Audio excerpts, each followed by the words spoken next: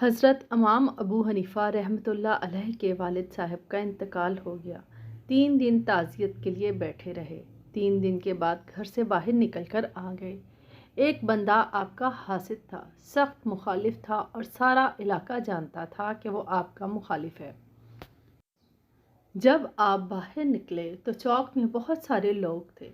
وہ بھی سامنے سے آیا، السلام علیکم کے بعد کہنے لگا، ابو حنیفہ، سنا ہے آپ کے والد انتقال کر گئے ہیں؟ فرمایا، جی ہاں۔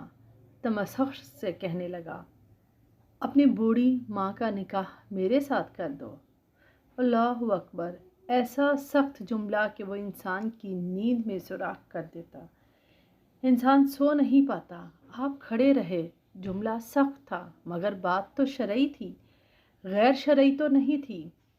تو امام صاحب کے ساتھ جو شاگرد تھے عقیدت مند تھے، انہوں نے تلواریں نیام سے نکالیں۔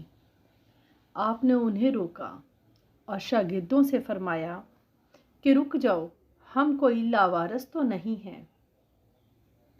حضرت امام ابو حنیفہ رحمۃ اللہ علیہ نے ساری ہمت سمیٹی۔ آنکھ میں آنسو جو چمکے تو ان کو بھی دامن میں سمیٹ لیا۔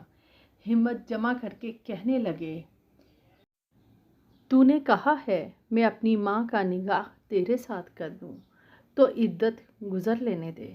تیرا نام لے کر اماں سے بات کروں گا، اگر وہ تیرے ساتھ نکاح کرنا چاہے تو مجھے کوئی اعتراض نہیں ہوگا۔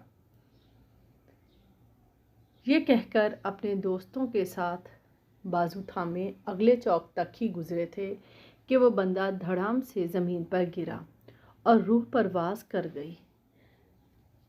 لوگ کہنے لگے، حضور اسے کیا ہو گیا؟ ابھی تو اچھا بھلا تھا۔ آپ فرمانے لگے کہ اس نے سمجھا کہ میں لاوارث ہوں، اسے کچھ بھی نہیں ہوا۔ ابو حنیفہ کے صبر نے اس کی جان لے لی۔ کئی دفعہ لوگ دوسروں کو بڑے سخت جملے کہہ دیتے ہیں، بڑی تکلیف ہوتی ہے۔ جو اپنا معاملہ اللہ پر چھوڑ دے پھر اللہ ہی فیصلہ کر دیتا ہے۔ حسد بہت بری چیز ہے، اس کے شر سے اللہ ہم سب کو محفوظ فرمائے، آمین۔